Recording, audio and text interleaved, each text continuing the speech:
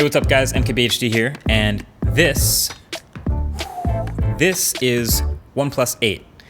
Now, if OnePlus didn't just also come out with a OnePlus 8 Pro, this is the phone OnePlus would market as flagship killer, right? But we all see OnePlus slowly moving away from that direction. Now they have a different slogan, fast and smooth, and you can tell they're getting away from the flagship killer thing now that they actually make a flagship. But this is exactly what I would expect from the OnePlus that I feel like we've always known. So this Interstellar Glow OnePlus 8 starts at $699, and it has the bleeding edge high-end specs you'd want for fast performance, Snapdragon 865 with the 5G modems in there, 8 or 12 gigs of fast RAM, UFS 3.0 storage, Wi-Fi 6, like that's all nice. It's a fast phone, definitely, love that. But there are a few things here cut down to save cost. And I'll compare this a lot to the OnePlus 8 Pro, so if you haven't watched that, it's the previous video. First link below the like button if you want to watch it to catch up, that's there. But the story is, if you worked for OnePlus and you started off with this $900 to $1,000 phone, and you were like, all right, what are we gonna cut out of this phone to get the price way down, but still give people a pretty close to a flagship experience? What would we do?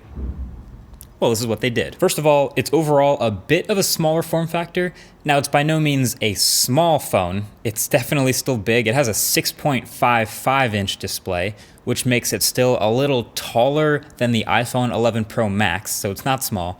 But it is a little bit smaller than the 8 Pro, and it's also definitely lighter. It's noticeably lighter to me. It's 180 grams on paper, to be exact, and to me it feels comfortable in the hand. Then there's that display. It still has the optical fingerprint reader underneath. It's still HDR10 Plus certified and still super color accurate and much brighter than last year, which is key, so it's super visible outdoors.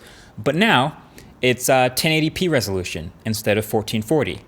That's a smart move that they've done in the past. And it's also now high refresh rate at 90 hertz instead of 120 hertz. I'd love to get blind tested on this, but I've said I can personally see the difference between 90 and 120 hertz, but it's small and you have to be looking for it.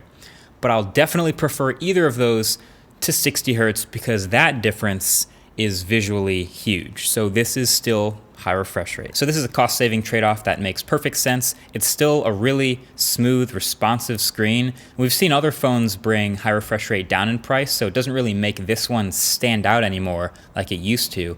But that's not a complaint at all. I'm clearly a fan of high refresh rate, and I'm glad to see it everywhere. Plus, if you're still in the mindset of you work for OnePlus and you're trying to cut down on things, you get to say, you know, high refresh rate and high resolution are nice, but if you go too high on those things, you cut into battery life. So we're giving you 90 hertz and 1080p, and that's a good balance to still give you fast and smooth while being friendly to your battery. And that's turned out to be absolutely true. This phone has a 4,300 milliamp hour battery, and it's been impressively good on battery life, lasting me easily through the end of every day I've tested it with like 15 to 20% left over.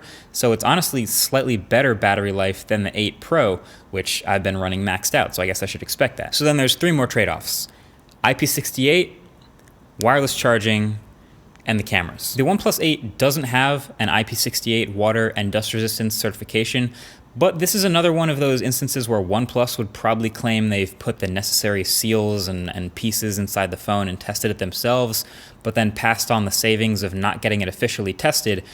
I don't know about that. I haven't tested mine. I'll wait for the JRig everything test to see those seals, thank you very much. But then this phone straight up doesn't have wireless charging at all. Same deal as last year. It has a glass back, but it doesn't have the wireless charging coil to take advantage of that glass back. Now at $700, there are a way lower number of phones at this price that don't have wireless charging, so it's much harder to justify. But that's always been, I guess, OnePlus's thing, you know, saying wireless charging isn't fast enough for their standards. So again, there's still fast wired charging here, still Warp Charge 30T, so 0 to 50% in 25 minutes, and it's included in the box too, so all that good stuff. But yeah, no wireless charging. It kind of makes me wonder how much per unit like that would cost. Like, could they have just swallowed their pride and put in just an ordinary wireless charging coil in the phone and just been like, you know what, finally we added it? Probably. But, you know, then again, they are trying to save money. But anyway, last but not least, there is a different and lesser camera array in the OnePlus 8. On paper, it's a 48 megapixel main sensor and a different one from the Pro. then a 16 megapixel ultra wide camera, and a dedicated 2 megapixel macro.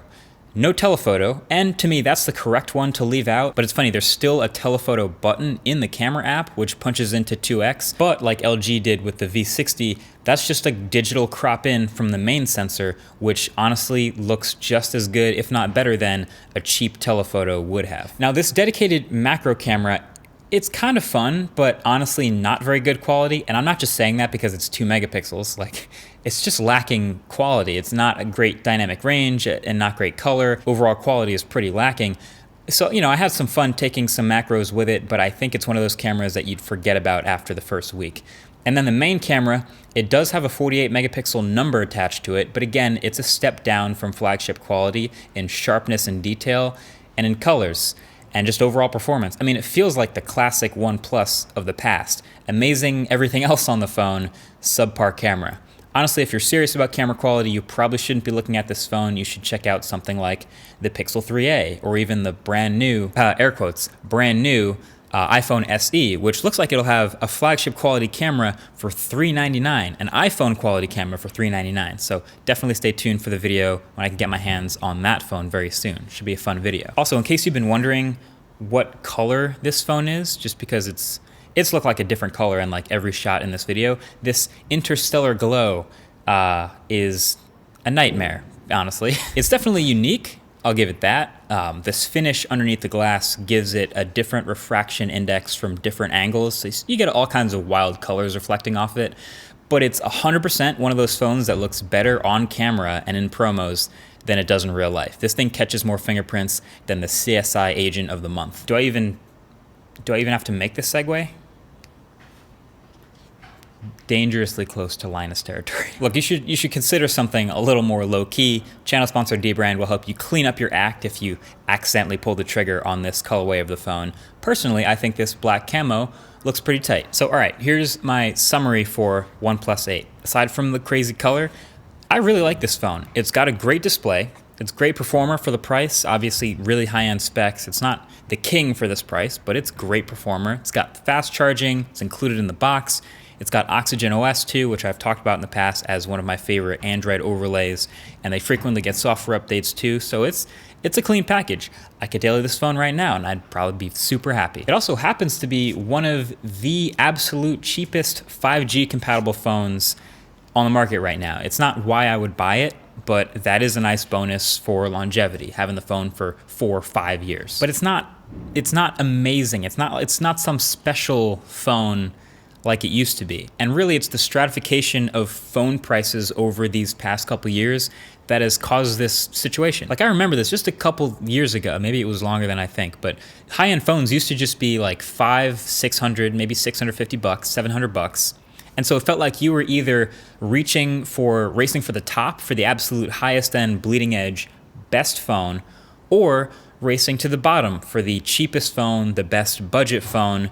And so OnePlus came along and they sort of slipped right in the middle. They were undercutting the flagships. They positioned themselves as flagship killers because they were somewhere in the middle. But now today we have what, like $200 to $300 budget phones. We have our $400, $500, $600 mid-range phones. Then we have our $700, $800, $900 premium phones. Then we have our $1,000, $1,100, $1,400 ultra premium flagship phones. And so there's more chaos, there's more activity than ever at like all of these different price ranges. So today at this price for $699, you could get this, or you could get, if you wanted a smaller phone, you could get Galaxy S10e, or if you absolutely had to have 120 hertz, you could get the Poco X2, or if you had to have a gaming phone, you could get the Red Magic phone, or if you absolutely wanted the best camera quality, you should go for Pixel 3a, or even the new iPhone SE plus AirPods Pro plus a wireless charger. I usually don't go super in-depth with price in my reviews just because that is one of those things that usually changes over time. But I think that's something I'm going to be changing now, just because the positioning of these phones, maybe ever since like the Essential phone, sometimes is the reason why they live or die. But yeah, OnePlus 8, it's a nice phone. It's not special anymore, but it is one of the favorites in this awkward middle child price point of $699 to start. But yeah, look around. There's a whole landscape out there, thanks to the stratification of pricing, I guess, but maybe you can watch other videos about those other options too. Either way, thanks for watching this one. Catch you guys in the next one very soon. Peace.